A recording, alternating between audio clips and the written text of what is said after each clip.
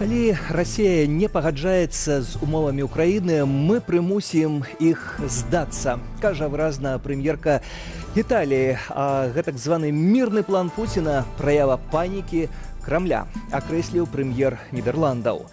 Саміт міра ў Швейцарыі завершаны, ягоны вынік – супольная заява, якую падпісалі 80 краінаў і 4 арганізацыі, а таксама ясны сігнал Маскве. Згоды на знішчэнне Украіны і акупацыю тэрыторыяў незалежнай дзяржавы не будзе. Прагучала ў Швейцарыі і прозвішча Александра Лукашэнкі. У яскравых эпітэтах пра узурпатара выказаўся прэзідэнт Польшчы Анджэй Дуда. Палітык назваў ганебную ролю Лукашэнкі саўдзельніка ў вайне.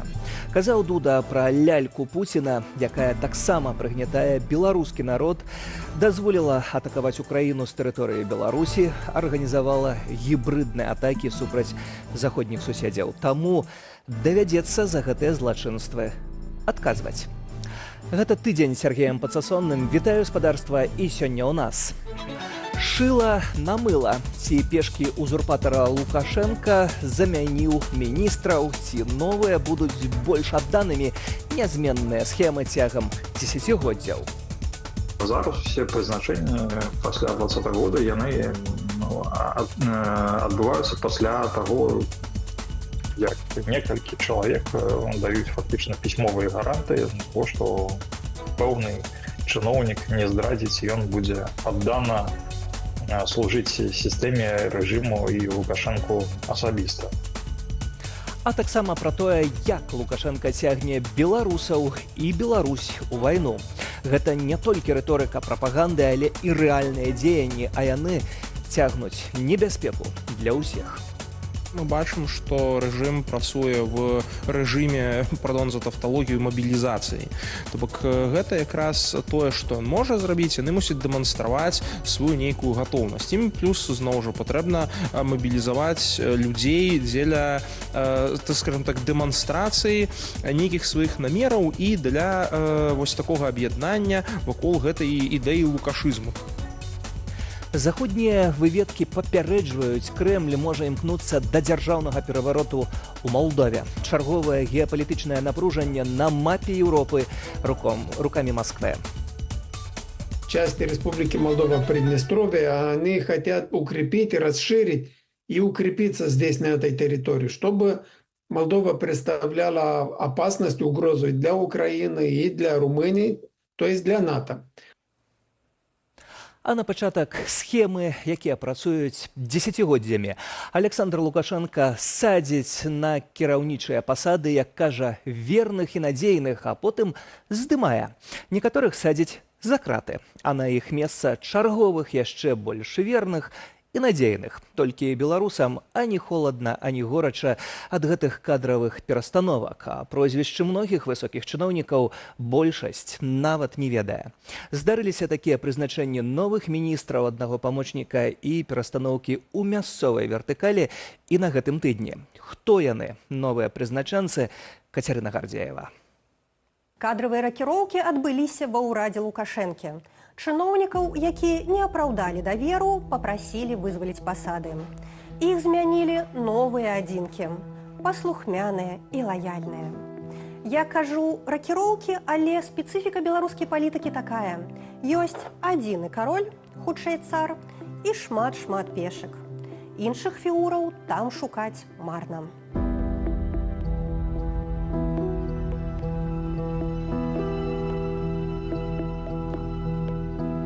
Я просто хочу обратить внимание, что ошибки там быть больше не должно. На першы погляд, у Міністэрстве працы перамены не выклікаюць асаблівага інтарэсу. Пасаду міністра традыцыйна заняла жанчына Наталія Паўлючэнка.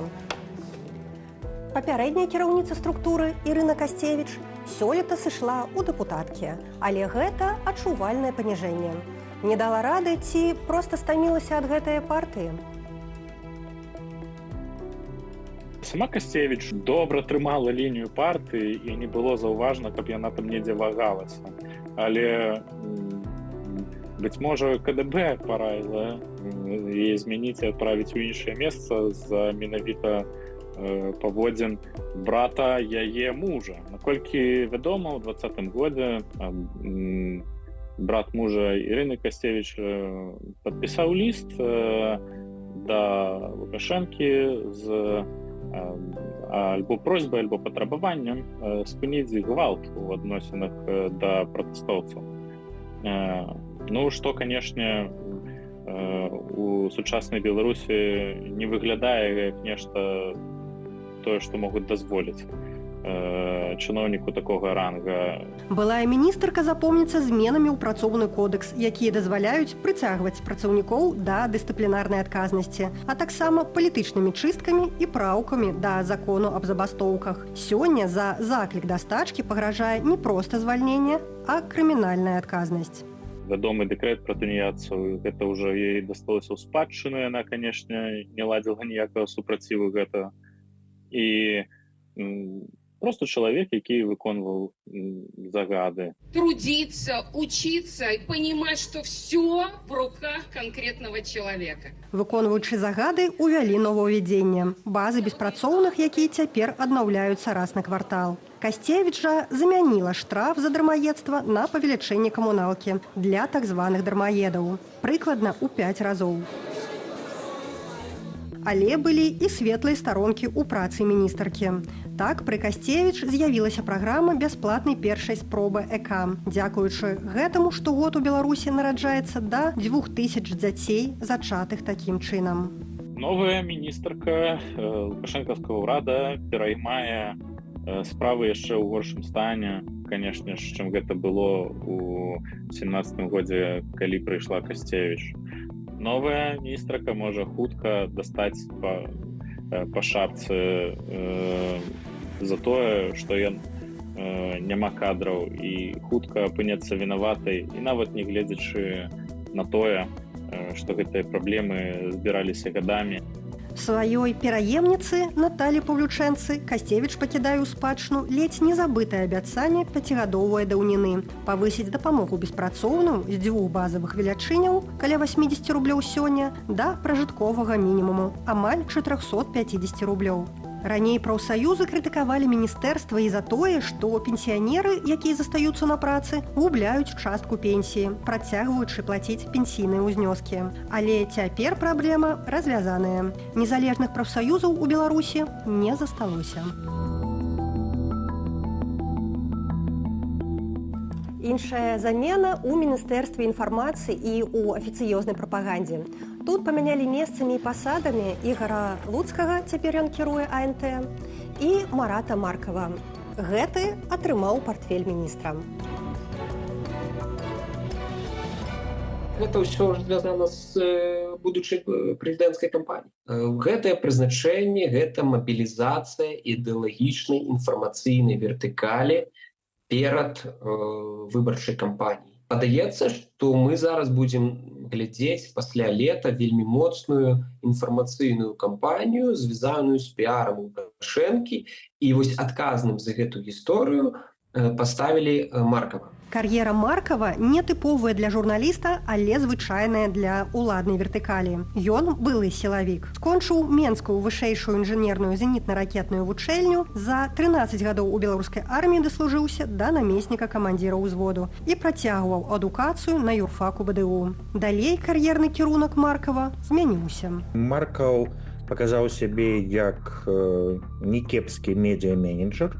Ён мае досвед працы і в агентстве Белта, і в Белтле радыёкампаніі, і на тэлеканале ОНТ, і нельга сказаць, што да яго ёсць сур'ёзныя прэтэнзіі у кіроўнага рэжыма па тым, каб ён не выконваў свае задачы. Задачы на новым месцы акрэсленыя даволі цьмяна. Зразумела толькі, што пад выбары трэба якасна павысіць узровень прапагандыстаў.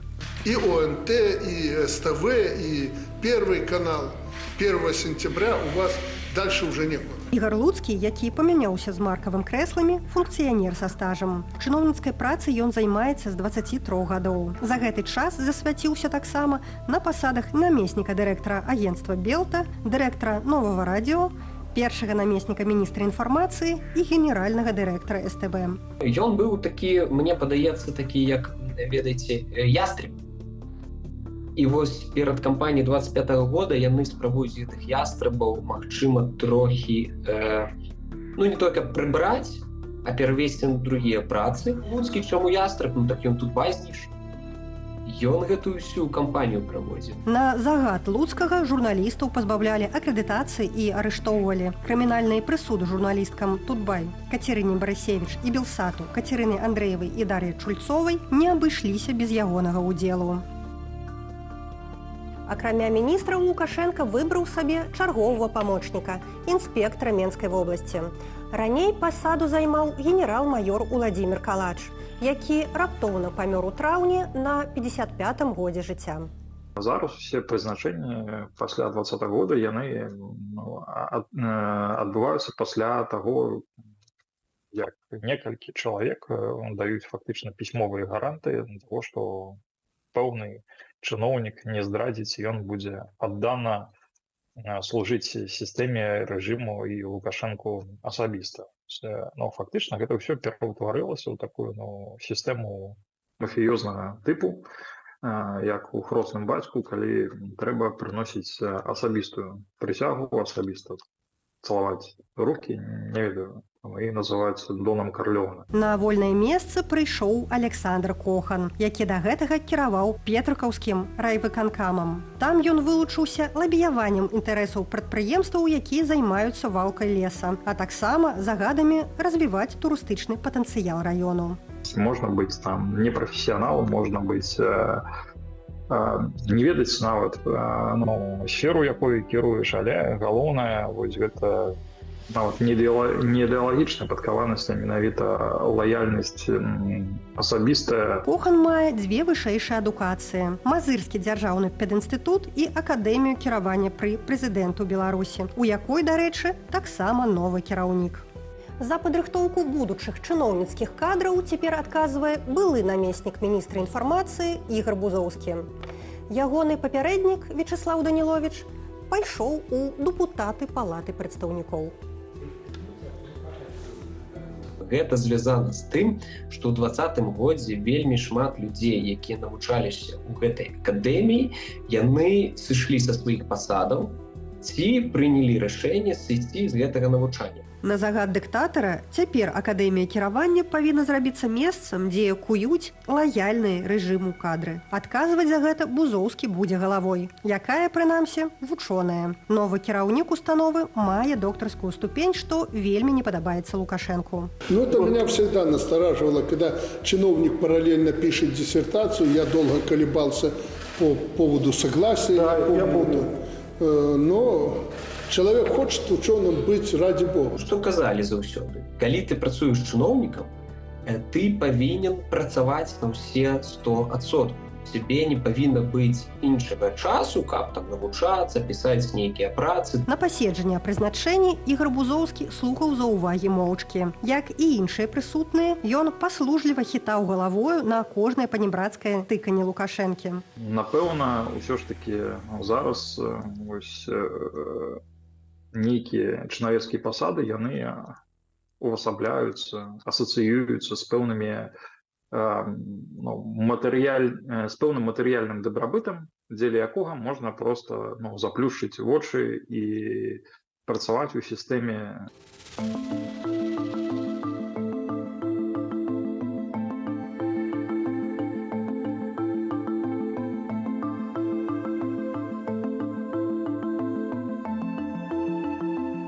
Сёння пешкам Лукашэнкі, каб захаваць месца пры дзяржаўнай кармушцы, трэба паслухмяна крочыць за сваім каралём услед. А таму сачыць, каб ніхто з атачэння зноў раптоўна не перайшоў на іншы бок. Кацярына Гардзеева, Белсат.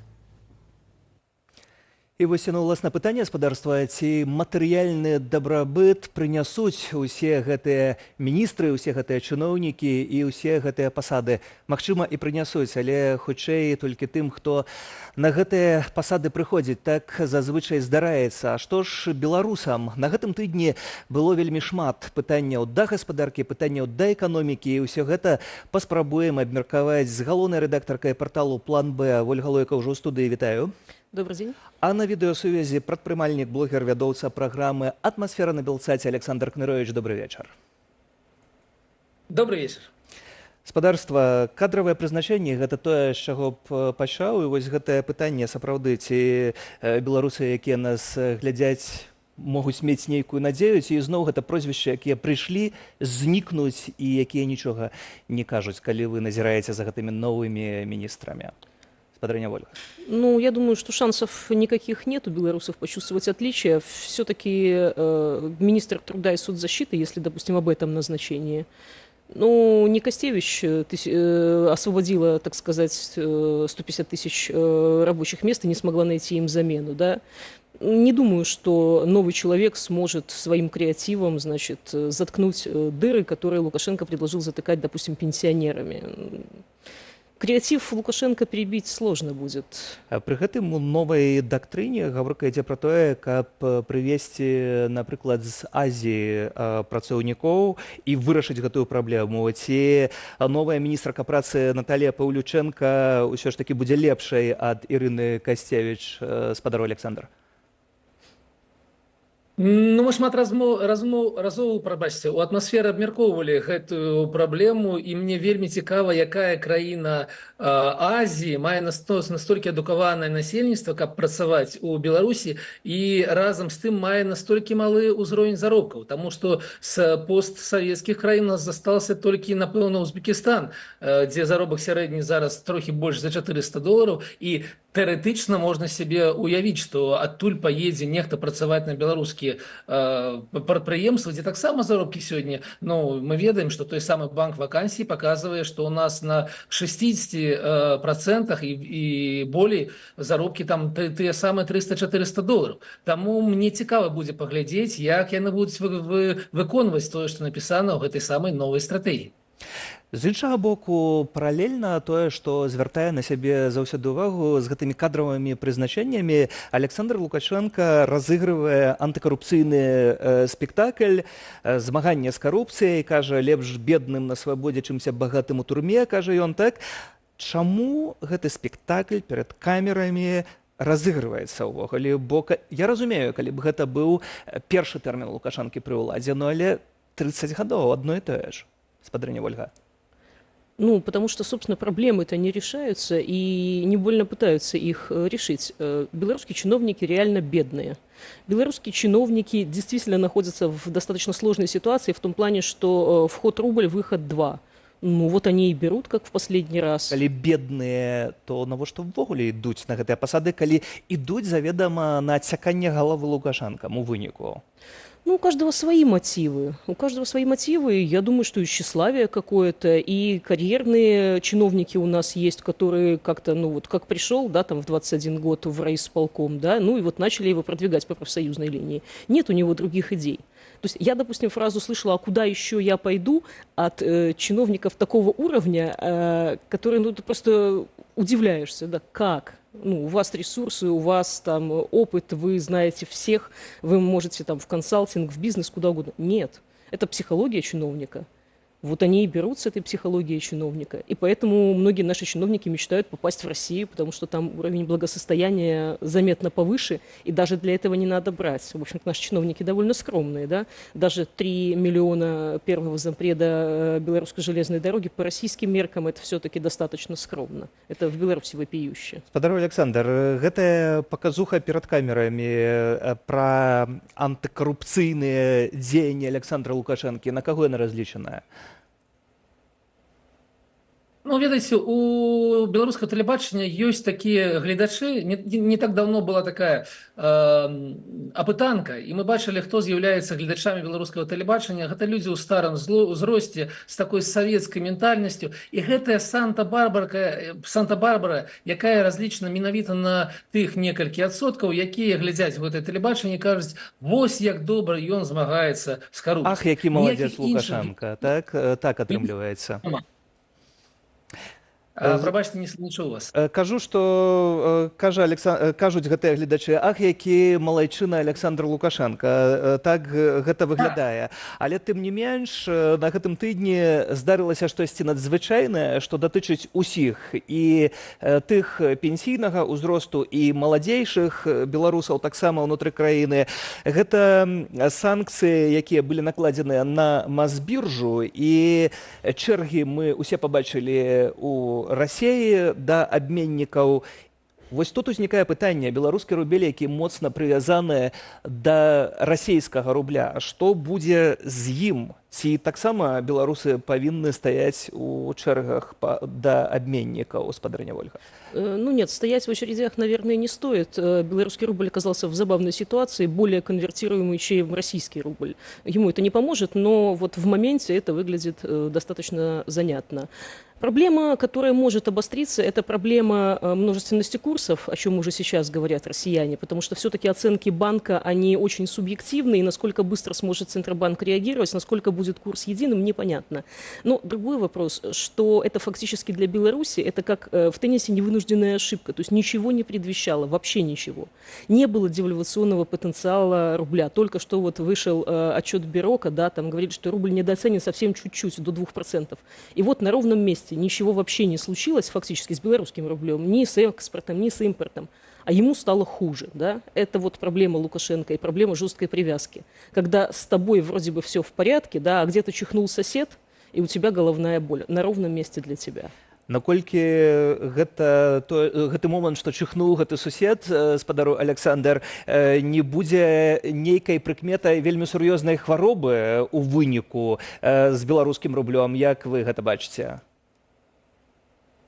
Ну, пакуль наш хворы толькі чихнуў, я тут згодны цалкам з Вольгай, але я нагадаю, што ўсё ж такі у эканоміцы Расіі ідуць, мы бачым, як такія чырвоныя лампачкі загараюцца. Я першую чаргу раю бы назіраць аб тым, аб чым гаворыць глава Цэнтрабанка Расіі Эльвіра Набіуліна. Яна кажа аб тым, што яна ключавую стаўку, якая зараз у Расіі 16%, будзе не зніжаць, а падвышаць. І гэта азначае, што рызыкі дэвальвацыйныя ў Расіі ёсць, і гэта азначае, што яны абавязкова прыйдуць і ў Беларусь. Мы не ведаем, калі гэта адбудзецца, але мы знаходзімся ў вельмі нестабільнай сітуацыі. Але наколькі, спадару Александр, гэта сітуацыя нестабільная, каб гаварыць пра тое, што, не ведаю, месяц-два, колькі, уласна, улады будуць у стане ўтрымліваць гэтую стабільнасць?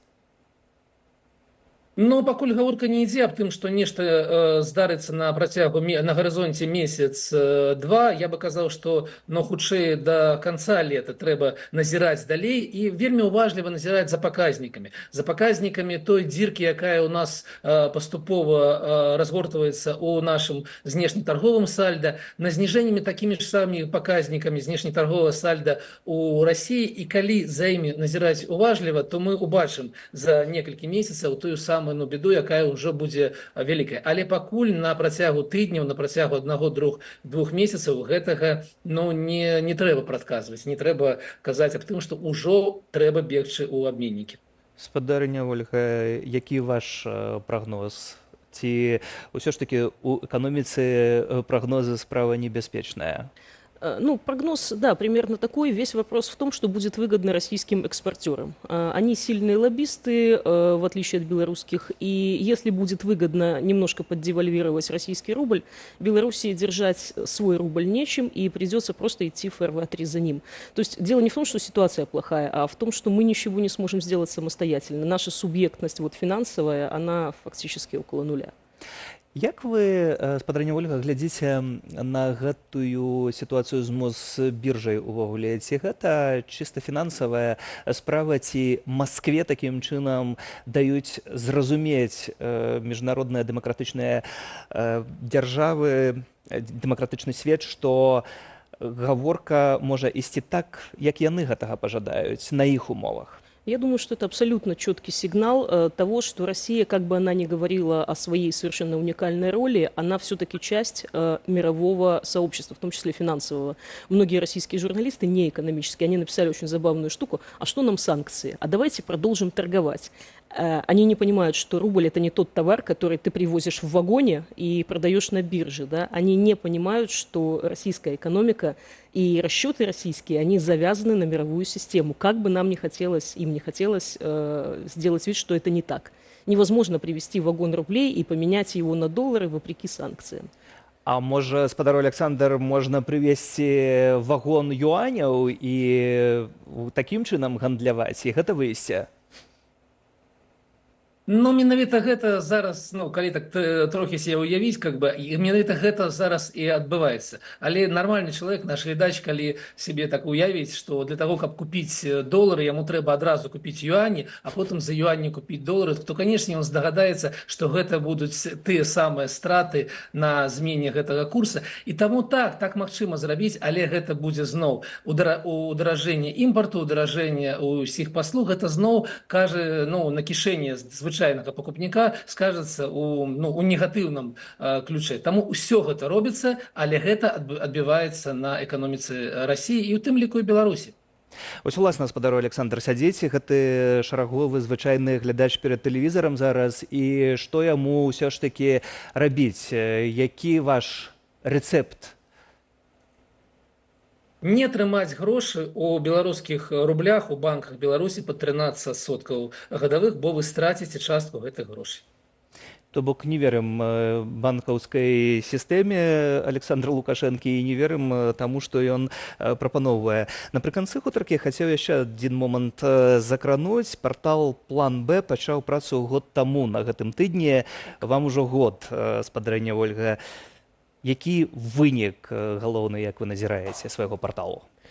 Ну, самое главное, это что мы живы все-таки. Ну, много интересных тем, много интересных процессов, которые происходят, которые остаются немножко так за скобками, вот, и фокус на них свести очень любопытно, да, то есть Беларусь теряет на самом деле сегменты, отрасли, целые большие блоки экономики прямо на наших глазах, и это очень любопытный процесс. Дело не в оттоке даже людей, а в оттоке целых сегментов, отраслей.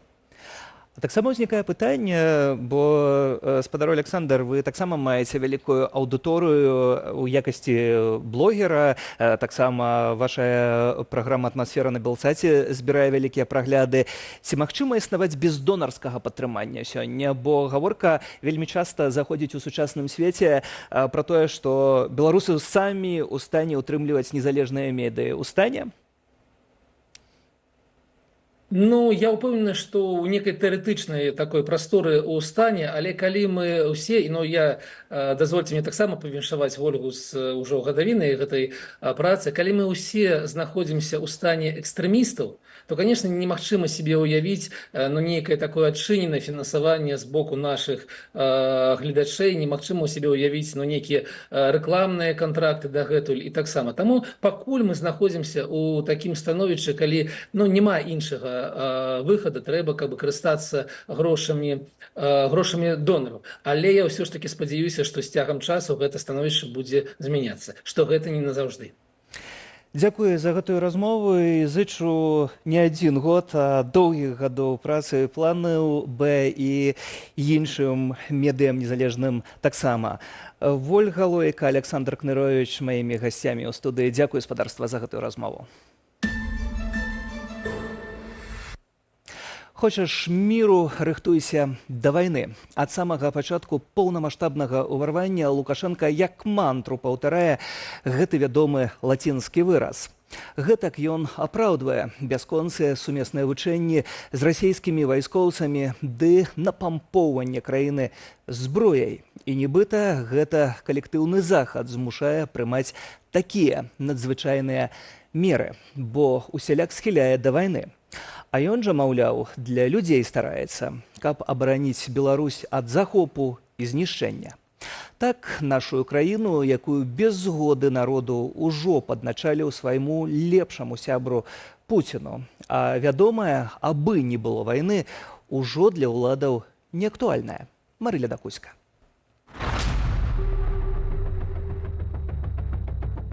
Беларусь – миролюбивая страна. Мы достойно ответим любому противнику, Капаць акопы і працаваць на карысць абароны. На гэта цяпер афіцыйна змогуць ангажаваць працаздольных, якія часова не занятыя ў эканоміцы. Ініцыятыва Белпол выявіла, што ў Беларусі падрыхтавалі адпаведную пастанову, паводле якой людзей прыцягнуць да пракладання траншеяў, будавання бліндажоў, сховішчаў для тэхнікі і асабовага складу, аднаўлення пашкоджаных вайсковых аб'ектаў і разбору завалаў ды іншага. Фактически он ложится в цепочку событий, которые были раньше.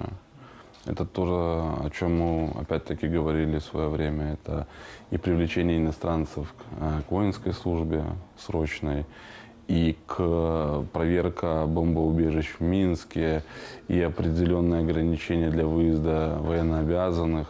И этот документ, он ложится вот в эту вот цепочку, и он говорит и показывает о том, что режим Лукашенко готовится к одному из возможных вариантов развития событий. Удзел у такіх працах будзе нібыта добраахвотны і нават плануюць плаціць 15 рублёў за сотню. Але што важна, капаць траншеі будуць і ў мірны час. Прыцягваць да такіх працаў змогуць мясцовыя улады. Лукашенко осознает, что ситуация может в любой момент очень, скажем так, развернуться, резко развернуться. И вся вертикаль должна быть ко всему этому готова. Все должны все понимать прекрасно, должны уже... И это вообще-то, по большому счету, это является своего рода исправлением ошибок, то есть или учет ошибок, которые допускал Путин. Потому что ведь Россия реально думала, что она возьмет Киев за 3 дня, и, в принципе, в течение недели все будет закончено. Никто не подготавливал нормативно-правовую базу для осуществления тех или иных действий, и поэтому уже потом начали спешно определенные законы вносить, определенные постановления вводить. Падрыхтоўку да найгоршага сцэнара адкрытага ўдзелу Беларусі ў вайне Лукашенко са сваім атачэннем вядуць цягам апошняга года. Заканадаўча ўхвалілі існаванне так званых народных апалчэнняў, магчымасць прызываць у войска праз СМС. Да службы мабілізавалі афіцэраў запасу і вызначылі парадак пераводу дзяржаўных органаў з мірнага на ваенны стан. Мы бачым, што рэжым працуе в рэжыме, пардон за тавталогію, мабілізацыі.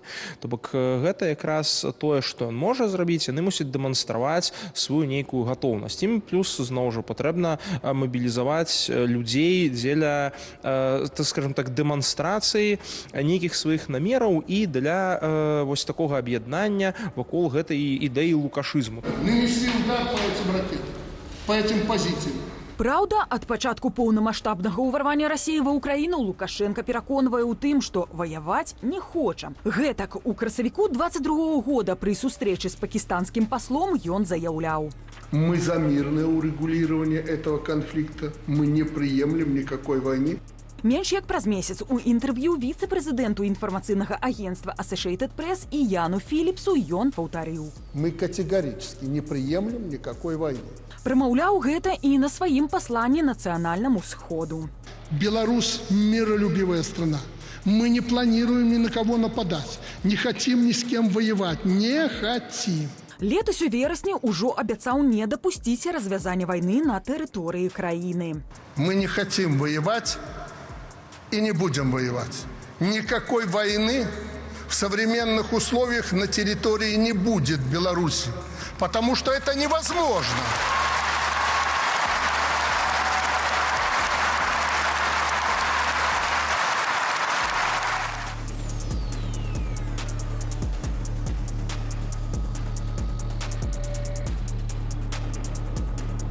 Казаў пра свае мірныя намеры Лукашенко і сёлета, але перыядычна сам сабе супярэчыў. Мы достойно ответим любому противнику. Мы к этому готовились не 10 лет. Вы знаете, если начнется война, я общество ничего спрашивать не намерен. Это война. Я должен принимать решение. Общество, избирая президента, по Конституции знало, что это он принимает решение и как главком отдает, главнокомандующий отдает команды и распоряжения. І падставы для прыняцця з крайніх захадаў Лукашенко вышукваў у калектыўным захадзе, які, на ягоную думку, толькі і прагне прымусіць Беларусь увязацца ў вайну праз гібридныя атакі. Гэтыя ж пагрозы паклалі ў аснову адрэдагаванай амаль напярэдадні вайны дактрыны гэтак званай саюзнай дзяржавы. Гэта быў такі першы сігнал для заходніх краінаў, а таксама для Украіны. Гэта было пытанне таго, як краіны ўспрымалі міжнародную рэчаіснасць, як сканцэнтраваліся на часе між мірам і вайною. Уводзячы трэцяе становішча павышанай ваеннай бяспекі, можна было чакаць, што Расія і Беларусь пачнуць ладзіць гібридныя атакі супраць Атлантычнага альянсу.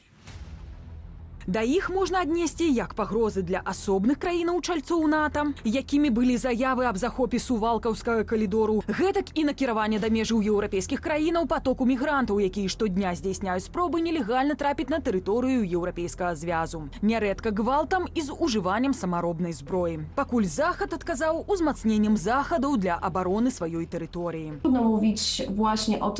Цяжка сказаць пра тое, што цяпер мы знаходзімся ў стане белым. Сітуацыя хутчэй мае шэрае адценне, час ад часу з моцнымі адценнямі чорнага. І тут варта прыгадаць тое, што напісаў Валер Герасімаў, начальнік штабу Расійскай Федэрацыі хіба ў 2013 годзе. Ён выразна кажа, сучасная вайна мае іншае аблічча і адбываецца ў іншай прасторы. І гэта тое, што мы цяпер назіраем на мяжы саюзнай дзяржавы і НАТО.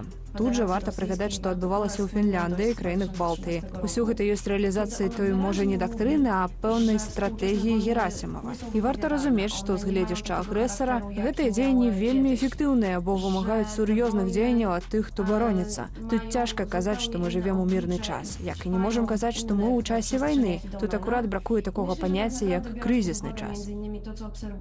Аднак намацванне так званых чырвоных лініяў не будзе бясконцым, пакуль элементам стрымлівання для заходніх лідараў могуць быць іхныя выбарнікі. Шмат каго з еўрапейскіх абывацеляў не столькі хвалюе тэарэтычна магчымая калісьці ў будучыні расійская агрэсія, колькі кошты падрыхтоўкі да яе, якія адчуваюцца ў эканоміцы тут і цяпер. Калі рэальна будзе нейкая пагроза ўжо для сістэмы сусветнай бяспекі, калі будуць рэальна нейкія прэцэдэнты, якія будуць спрабаваць яе разбураць, то, мне здаецца, там не будзе асабліва доўгіх размоваў. Хаця да гэтага, канешне, можа прайсці шмат часу. Расейцы могуць шмат яшчэ дроваў наламаць. Канешне, шмат рэчаў яшчэ можа здарыцца. То бок гэта там не сёння-заўтра. Але сам факт, што я думаю, што гэтыя чырвоныя лініі існуюць, і разуменне гэтае таксама на вышэйшым узроўні ёсць. А пакуль суагрэсары ходзяць ля гэтых чырвоных лініяў, беларусы будуць капаць траншэі і рыхтаваць сваю краіну да вайны. Права сумнявацца ці спрачацца са сваімі ўладамі, як тыя ж еўрапейцы, нас пазбавілі амаль 4 гады таму. Марыля Дакуцька, Белсад.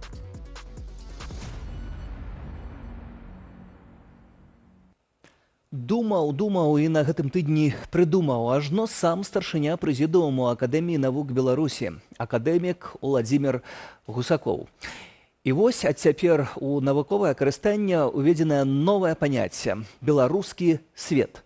Заяўлена гэта з такім пафасам, нібыта здзейснены прарыў у свеце навуковых дасягненняў і адкрыццяў як палёт чалавека ў космас. Адразу ж узнікае лагічнае пытанне, што ж такое прыдумаў гэты акадэмік Гусакоў. Свой новы панятак растлумачыў ён наступным чынам. Ён уключае ў сябе цэлую сістэму агульнанацыянальных каштоўнасцяў ад старажытнай гісторыі і культуры да сучаснай будовы свету, уключаючы традыцыйны светапогляд нашага народу. У дзяржаўнай установе загаварылі пра агульнанацыянальнае, пра гісторыю, традыцыі. Нібыта трэба радавацца. Толькі вось у гэтым беларускім свеце Гусакова нешта насцярожвае, бо збіраюцца яго вывучаць і пра яго дбаць тыя, хто сістэматычна знішчае ўсё беларускае і нацыянальнае, перапісвае гістарычную праўду. Ды і сам гэтак званы новы тэрмін акадэміка Гусакова вельмі нагадвае сумна вядомы рускі мір. Гэта пад высокімі лозунгамі вялікай Расіі, гэтак званай, паказвалі, як знішчаць вальнадумства, усё іншае, неслі забойствы, смерць і вайну. І якое стагоддзя ў гісторыі не адкрые, усюды ліецца крывёй і слязьмі гэты рускі мір. Гойда-гойда, крычалі апрычнікі Івана Жахлівага, а потым ім ва ўнісон пуцінскія лізаботы. Пад прыкрыццём псеўдавысокіх ідэяў рускі мір цалкам скапіяваў фашыстоўскія мадэлі. На гэтым тыдні гэты тэзіс раскрыў прэзідэнт Украіны Владзімір Зеленскі, які мірную прапанову Пуціна назваў адраджэннем нацызму. Працытую: «Меседжы тыя самыя, што і ў Гітлера, які казаў: «Дайце мне частку Чэхаславаччыны, і на гэтым усё скончыцца». Не, гэта хлусня. Нельга верыць гэтым паведамленням. Пуцін ідзе тым жа маршрутам. Сёння ён кажа аб 4 рэгіёнах, раней быў Крым і Донбас. Таму і ад гусакоўскага беларускага міра, а зусім не свету, смярдзіць на кіламетр. У Акадэміі навук цудоўна бачаць, куды цягне рускі мір, а таму лепш казаць пра беларускі мір. Ну так, на ўсякі выпадак, нібыта пра сваё, але з аганьком у печы ўсіх нацыянальна арыентаваных. Такі ён, суворы, гэты беларускі мір. Толькі дзеля справядлівасці я б назваў гэты тэрмін менавіта так, што ён уключае лукашэнкаўскі свет ці яшчэ лепш, лукашысцкі свет. Будзьце ж шчырым, таварыш акадэмік. А вось па сапраўднаму арыентаваным беларусам раіў бы насцярожыцца, бо рэжым не беларускі, але вельмі яму хочацца беларускім называцца і ўсё беларускае пад сябе падцягваць. А потым скажуць, што гэта і ёсць твар сапраўды беларускага. І пазней гойда-гойда будуць крычаць усялякія там акадэмікі свайму гаспадару. Уладзімір Гусакоў, дарэчы, вядомы навуковец у аграрнай галіне. Але вось вырашыў стварыць тэрмін «беларускі свет». Вошел не в ту дверь, ці што? Таленавіты чалавек, таленавіты ва ўсім? І старшыня калгасу можа быць прэзідэнтам, а калі не можа, прымусім. Гэтак жа будзе і з гэтым самым беларускім мірам Гусакова.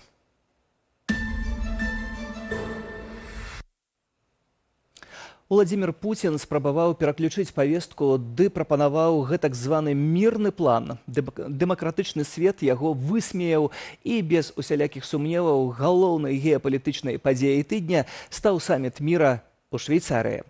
80 краінаў дэкларуюць сваё падтрыманне Кіеву. Гучыць слава ўкраіне і моцны пасыл Крамлю. На месцы ў Швейцарыі працуе наша здымачная група. Пераносімся да калегаў. На сувязі Алесь Папко. Вітаю. І што найбольш істотнае і што варта падкрэсліць па выніках саміту міра, Саша? Прывітанне, Сергей, прывітанне, шаноўныя гледачы. Так, сапраўды, з галоўных пунктаў, якія былі сёння падпісаныя у выніковым камюніке па выніках саміту міру, трэба зазначыць наступныя пункты. Расія павінна вярнуць запарожскую атамную электрастанцыю пад кантроль Украіны і перастаць палохаць свет ядравым ударам.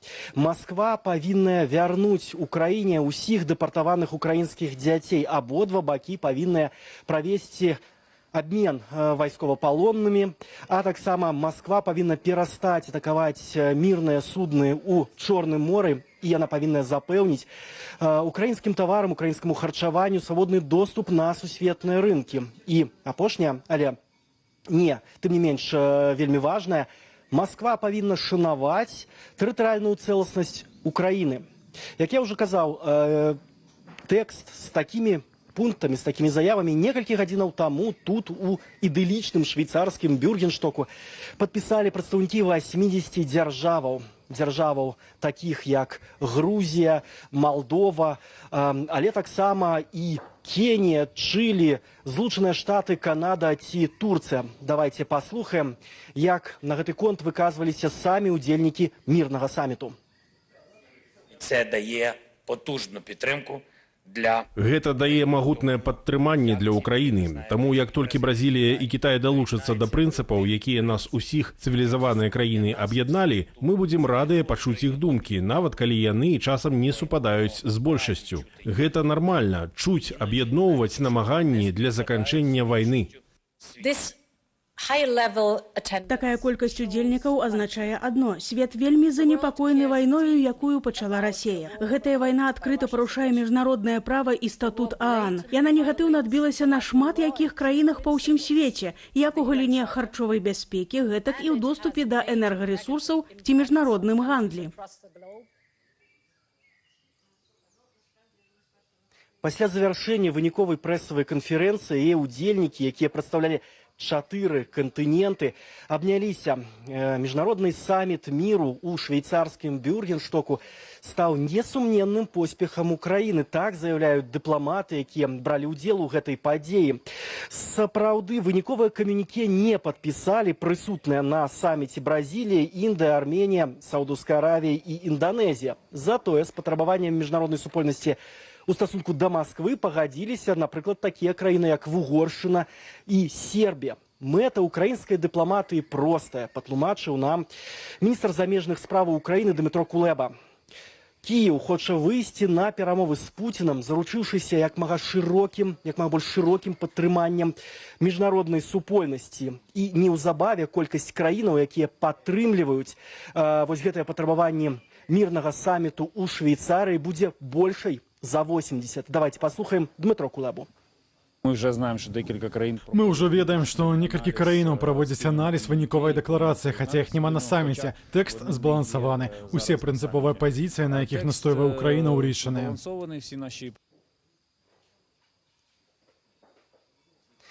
Міжнародны ціск зробіць Крэмль больш згаворлівым у пытанні вызвалення вайсковапалонных, таксама у пытанні вызвалення цывільных закладнікаў і украінскіх дзяцей. Так вынікі саміту для нас падвёў упаўнаважаны Верховнай Рады Украіны у пытанні правоў чалавека Дмітро Лубінец.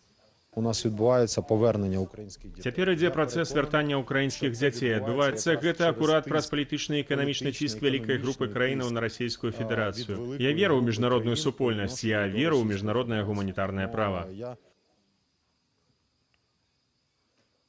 Сапраўды пра неабходнасць вяртання ўкраінскіх дзяцей заяўляў хіба што кожны удзельнік міжнароднага саміту міру, які выступаў сёння. Давайте, напрыклад, паслухаем выказванні прэм'ера Канады.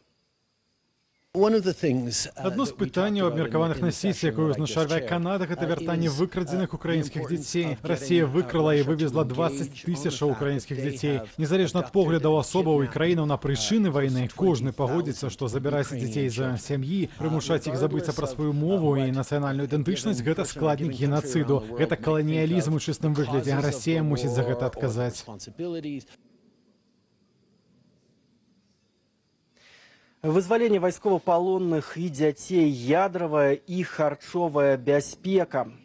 Міжнародная супольнасць тут у Бюргенштоку фактычна паставіла свае подпісы падтрымання пад 3 пунктамі украінскай формулы міру з 10. Формула міру – гэта шлях да дасягнення трывалага справядлівага міру, які ўжо 2 гады прасоўвае украінскае кіраўніцтва. Праўда, іншыя пункты гэтай формулы больш рашучыя. Яны, напрыклад, прадугледжваюць вызваленне ўсіх украінскіх тэрыторый, уключаючы Крым і Донбас, суд над вайсковымі злачынцамі, а таксама кампенсацыю ўкраіне ўсіх стратаў, панесеных у выніку расійскай агрэсіі.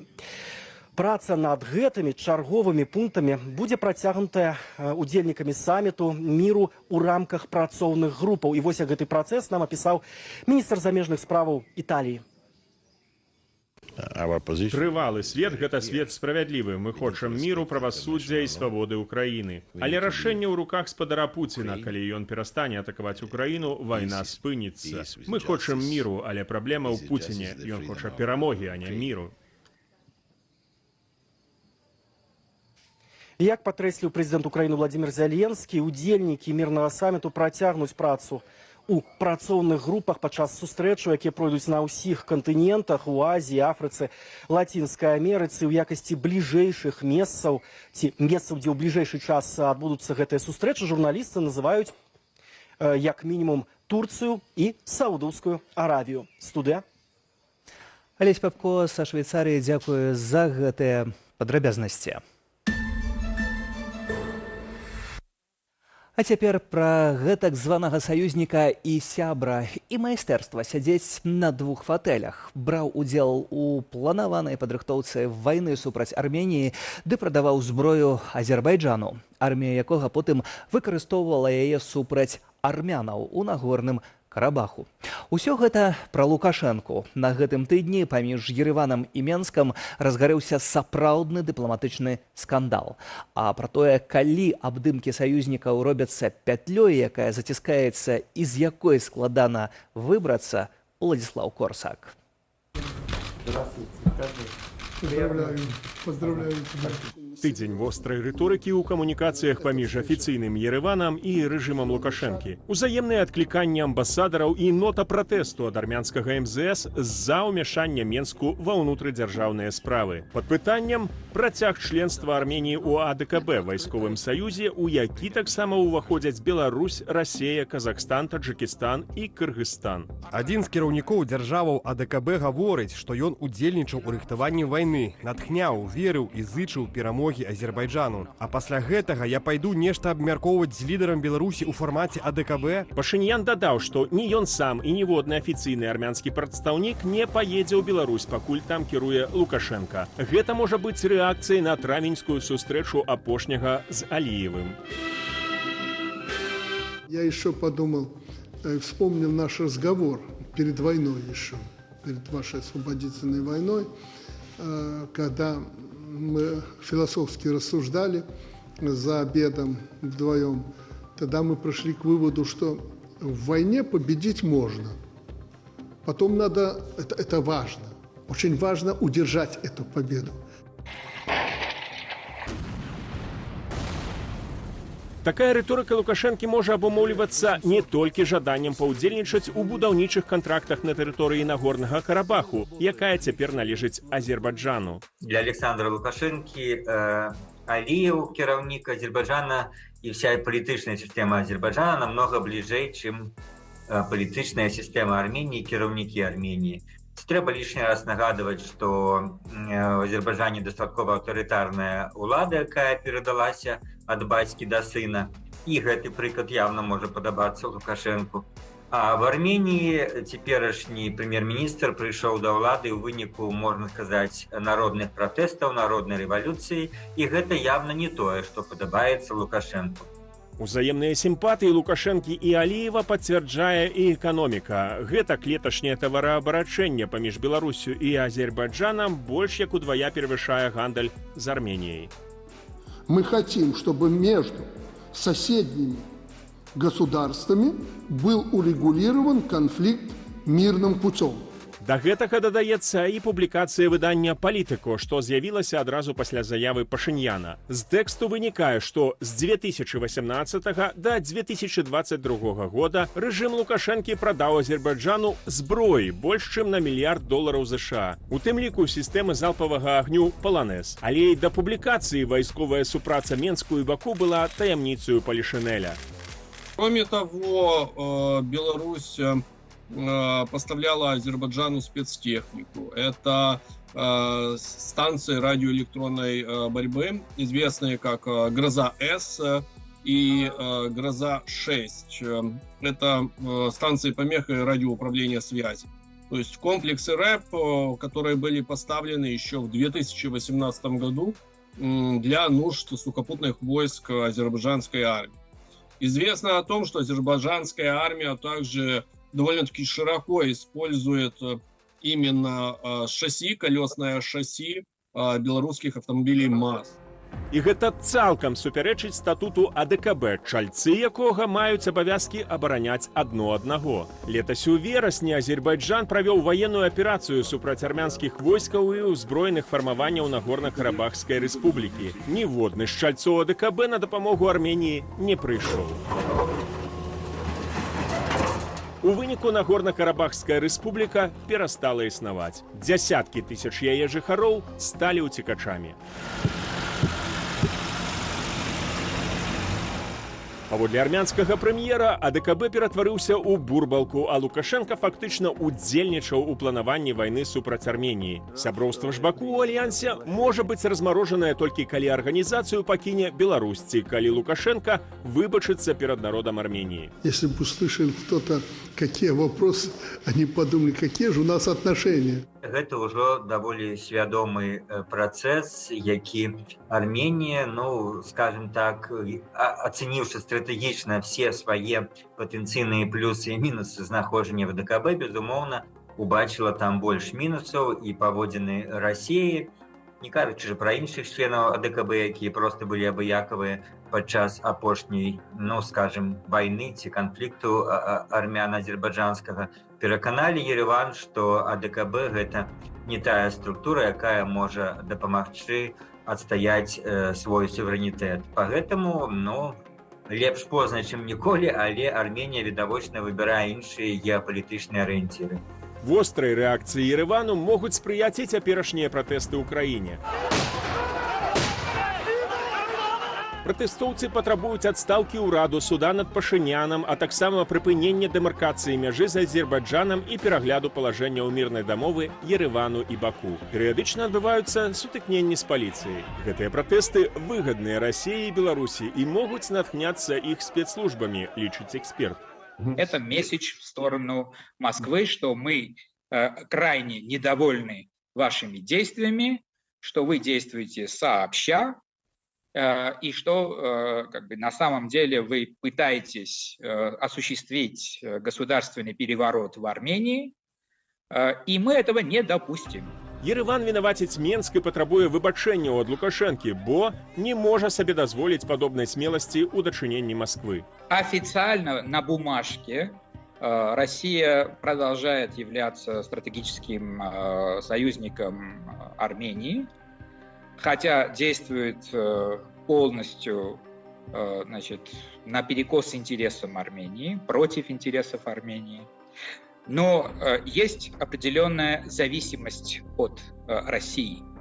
То есть в основном это, конечно, экономическая зависимость, но также не нужно забывать о том, что в Армении есть российская военная база, российские пограничники на границе с Турцией. Есть определенные опасения относительно того, что Кремль, скажем так, может серьезным образом навредить Армении. На гэтым тыдні па выніках візіту ў Ереван памочніка дзяржсакратара ЗША ў справах Еўропы і Еўразіі, Арменія і Злучаныя Штаты заявілі аб стратэгічнай супрацы. Таксама Арменія насуперак высілкам Москвы бярэ ўдзел ва ўкраінскай ініцыятыве, глобальным саміце міру, які на гэтым тыдні стартаваў у Швейцарыі. Это вписывается в новую политику властей Армении, именно реагировать на данный момент, так как такой западный, хотя бы демонстративно западный курс Армении, надо огородить себя от прежних союзников, особенно учитывая ситуацию войны в Украине и участие косвенно прямое Беларуси. З заявы армянскага прэм'ера прывітала і абраная прэзідэнтка Беларусі Святлана Ціханаўская. Паводле яе Лукашенко здрадзіў Арменіі таксама, як і ўкраіне. Уладзіслаў Корсак, Белсат.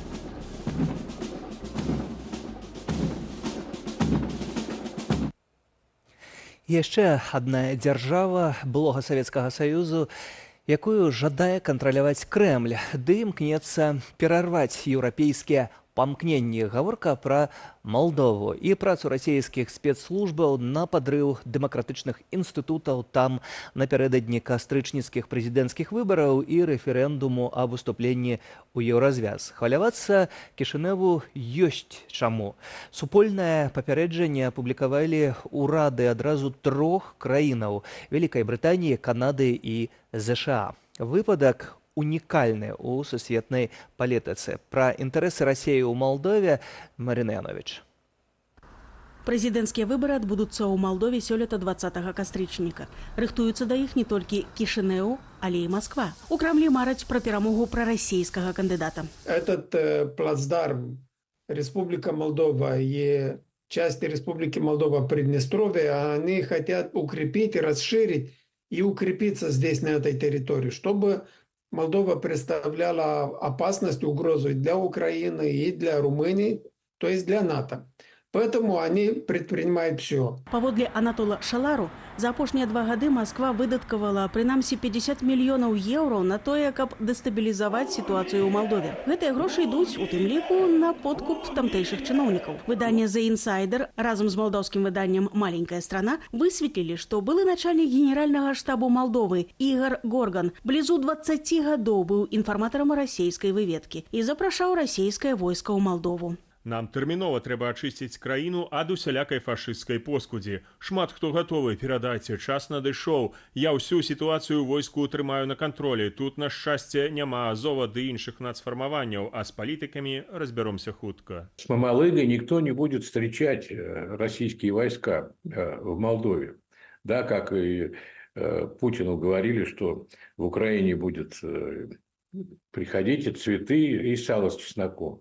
Нет, это начнется война, значит, будут тысячи погибших молдаван, разрушенные дома, сломанные судьбы, беженцы. Строга кажучы, Игорь Горган не прафесійны вайсковец. З адукацыяй ён палітрук, і яго двойчы звальнялі з малдаўскага войска. Не было такого случая, чтобы в советской армии, в российской армии, в других армиях политрук руководил армией. Такого не было. Это у нас единственный такой случай. Была такая конъюнктура в 2013 году, и он был компромиссным вариантом.